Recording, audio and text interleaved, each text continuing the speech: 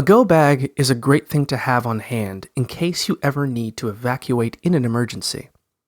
To make one, select a sturdy, heavy-duty duffel bag or suitcase. Pack it with a 3-day supply of non-perishable food items, such as peanut butter, granola bars, and canned tuna. Include 1 gallon, 3.8 liters of potable water per person, or a portable water filtration system. Pack clothes that are appropriate for the weather in your area, such as warm socks, walking shoes, and a jacket.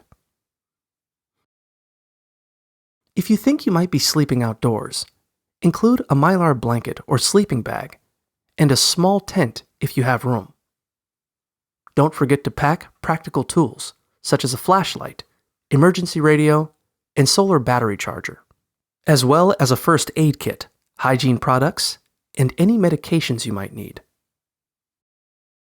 Finally, put copies of any important documents you might need, such as your ID and insurance information, in waterproof plastic bags.